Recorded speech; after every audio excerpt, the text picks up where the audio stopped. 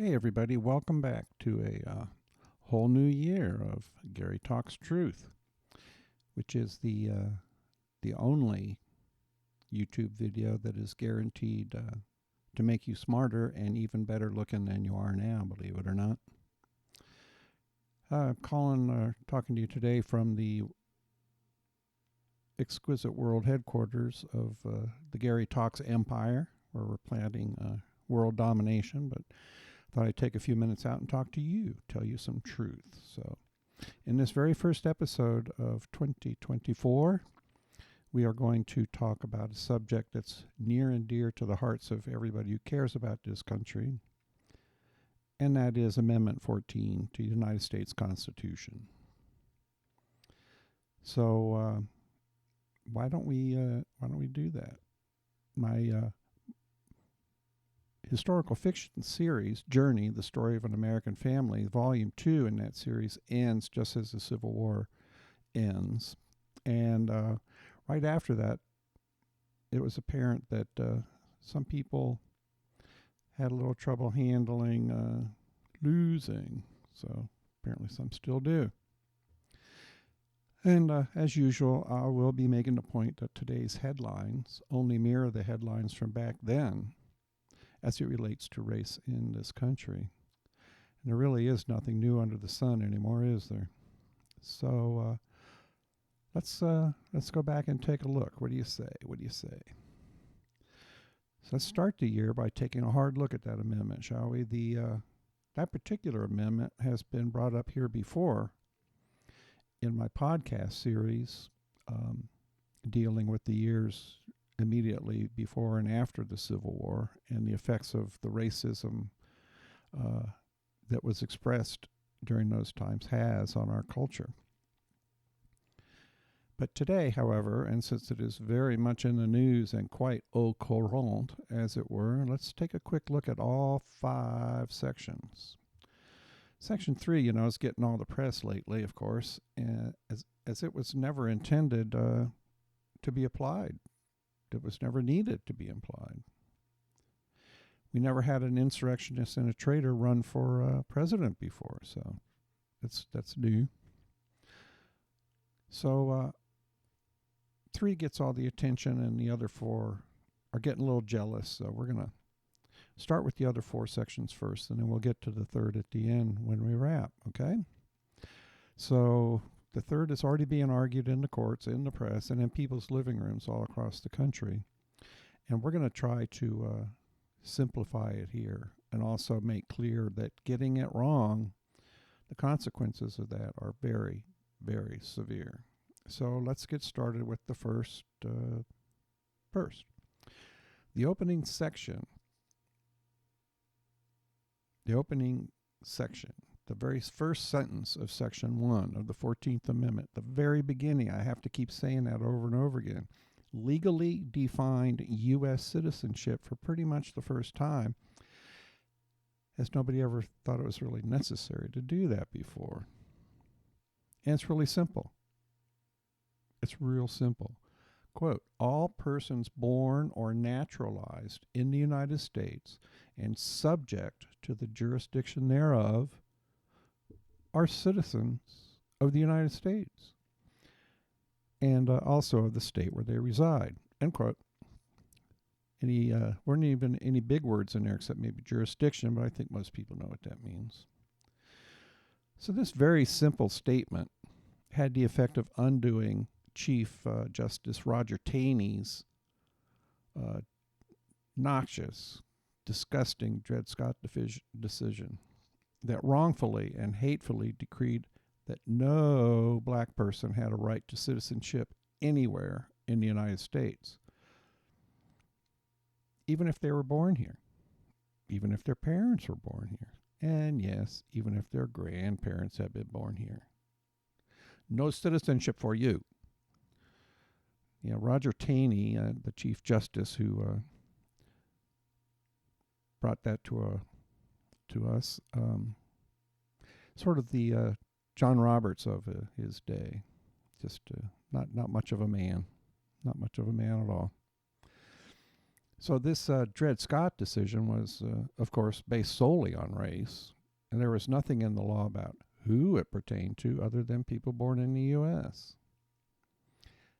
They were citizens by birthright. So clearly, Dred Scott was stating that no black person was actually a person, at least in the eyes of the law, and that law, of course, determined by the white folks.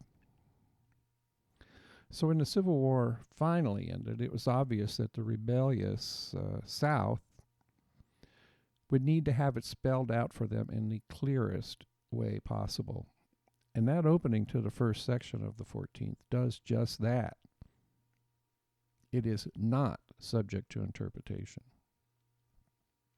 at all. It is in plain, easy to understand English. They used little words for dumb people. All persons born in the United States were of the United States, period. So Section 1's next clause was again plainly put and easy to understand. No state, again I'm quoting, no state shall make or enforce any law which shall abridge the privileges or immunities of citizens of the United States. End quote. And like it or not, black people were full-fledged citizens. Nothing much you could do about it. You can move to Russia, I guess. Not a lot of black people there.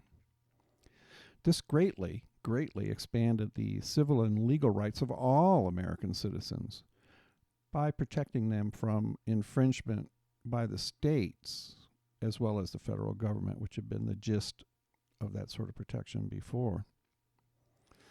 Or at least it was designed to do that by the crafters of the document. Then, as we discussed in an earlier episode, again, studying the effects of racism on our culture, along came the Supreme Court with the infamous Plessy v. Ferguson, 1896, that decreed that the separate but equal clause was not a violation of this clause, which led, of course, directly to Jim Crow, the laws that flourished for so long in this country and a great stain on our history. The third clause of Section 1 reads, quote, "Nor shall any state deprive any person of life, liberty, or property without due process of law." And that expanded the due process clause of the Fifth Amendment to apply to the states, again, as well as the federal government. And again, the states didn't really feel like it applied to them, so they just carried on as before, pretty much. So let's move on to Section 2 of the 14th Amendment. It repealed the odious 3/5 clause of the original Constitution, which held enslaved people as just 3/5 of a person,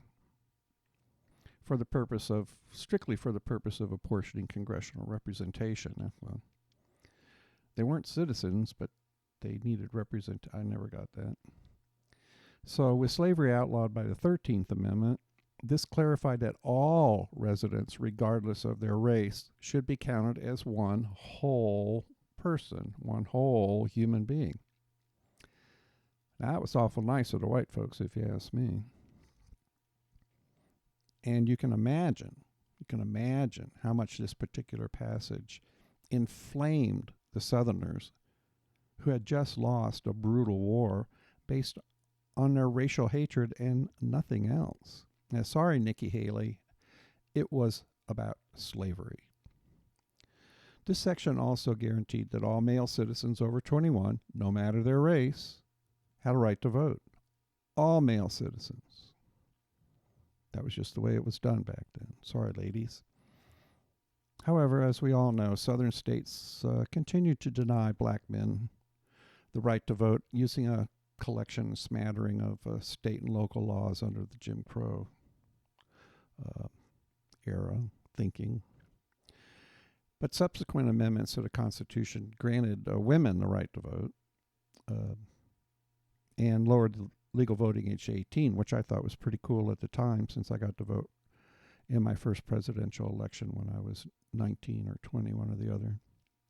Of course, my candidate lost, but oh well.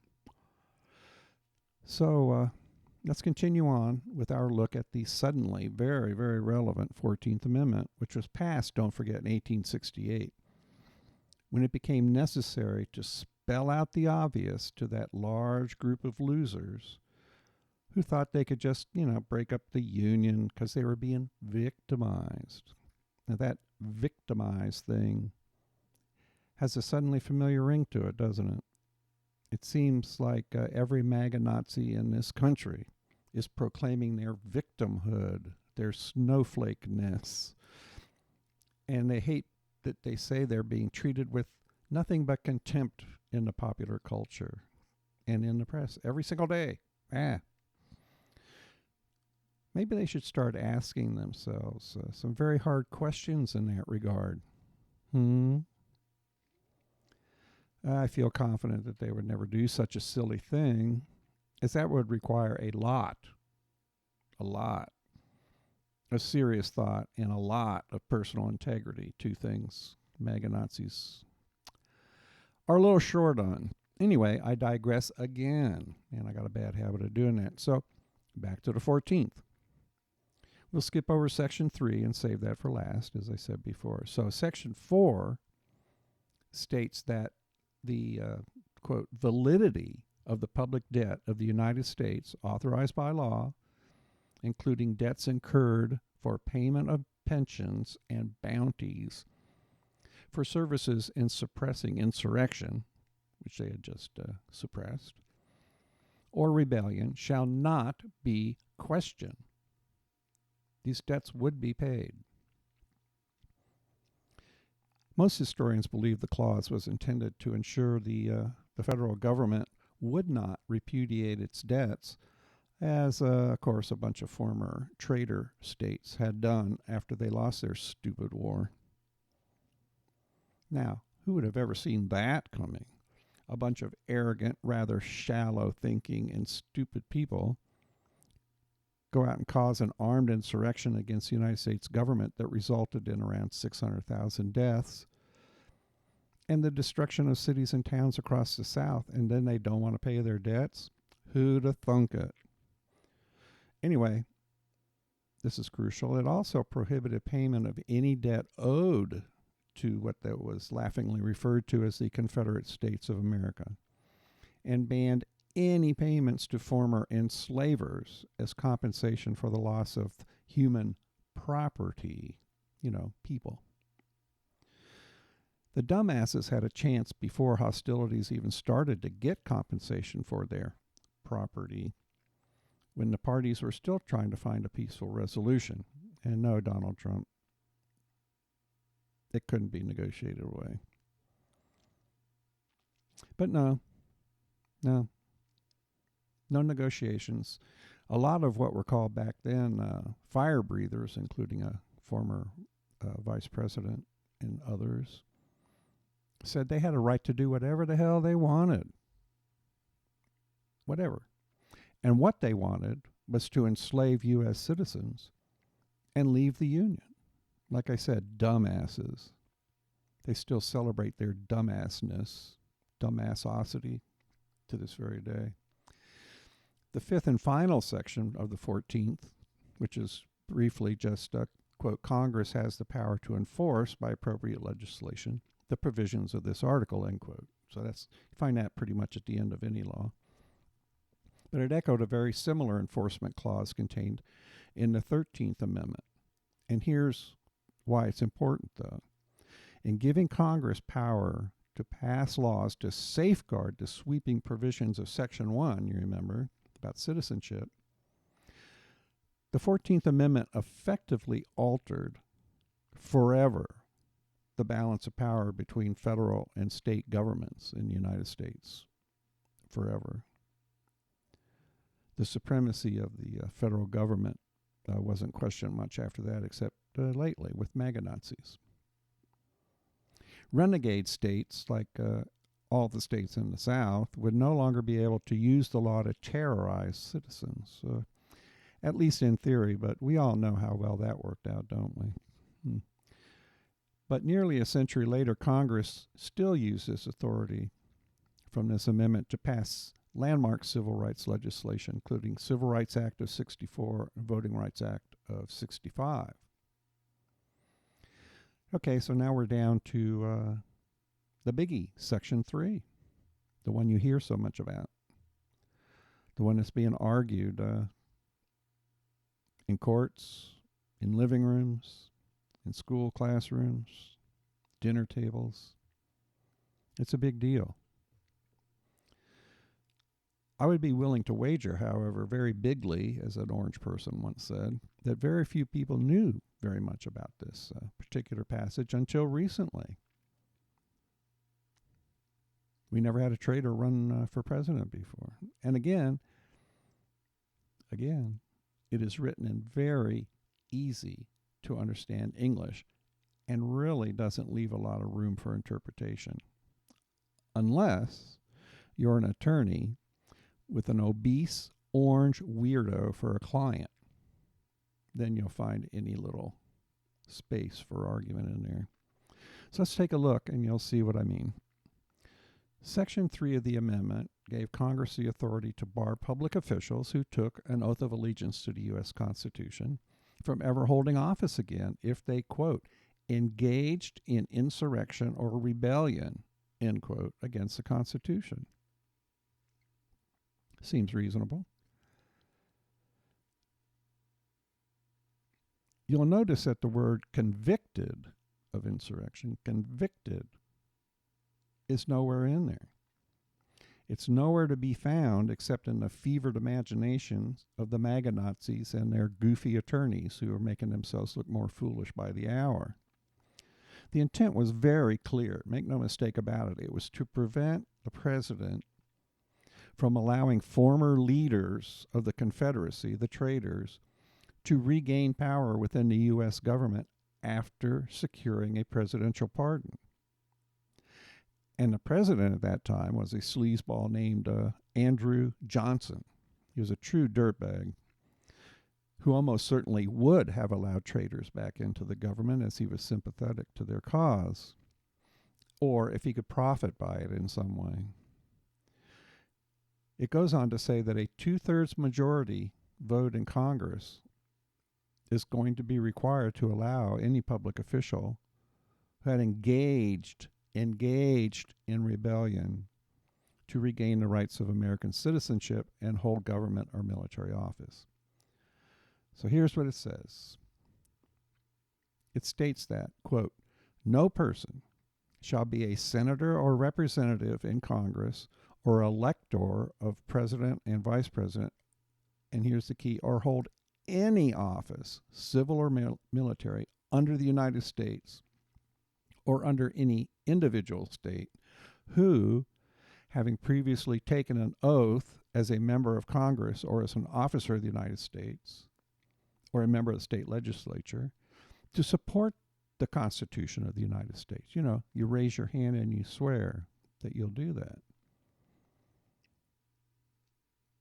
If you engaged in insurrection or rebellion against the same, or given aid or comfort to the enemies thereof. There's that pesky word again, engaged. Not convicted of, not charged with, engaged. And even the most diehard maggot knows that little Dirty Donnie was actively engaged in the conspiracy from day one and in the attack. So that's it for today, for this episode. I hope you had a very wonderful holiday, however you celebrate this time of year, Christmas, Hanukkah, Kwanzaa, dancing naked under the moon and howling like a wolf, whatever. I just hope it was good for you. That's it. So I hope it made your head scratching a little bit, unless you got dandruff, of course. And then, yeah. But seriously, you should educate yourself further on this topic. It's a very important issue, and it's not going away anytime soon. The dear leader has already said that he won't respect the outcome of the 24 election if he doesn't win it. So don't let him in it. He broke his oath at least 1,000,000 times while in office the last time. And don't kid yourself. You would be really dumb to think that he will just walk away at the end of another term. He will not leave at the end of his term, but will instead declare himself president for life, like Xi. And the succession will inevitably go to that aficionado of the white powder known as DJ TJ, a true moron, if there ever was one. I mean, come on. So thank you so much for tuning in to the first episode of Gary Talks Truth in the new year. 2024 is going to be a very, very pivotal year, not just here in America, but for the entire world. There's 2 hot wars.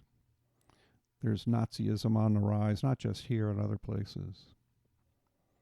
You can help it to have a more positive pivot by simply voting blue in every election.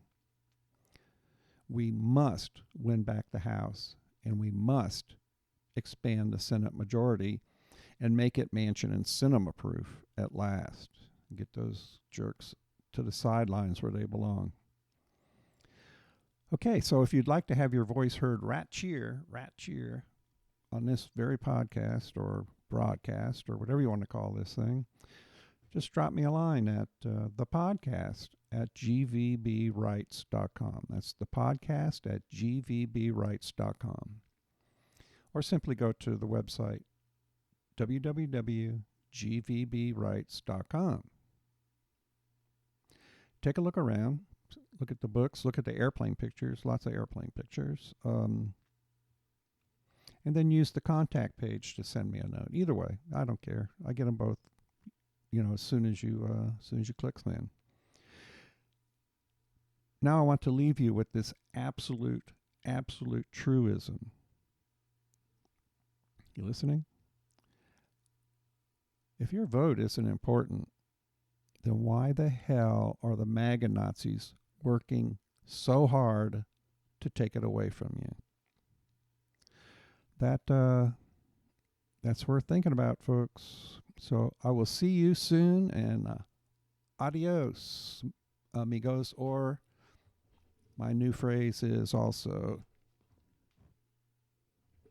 Slava Ukraini. Peace.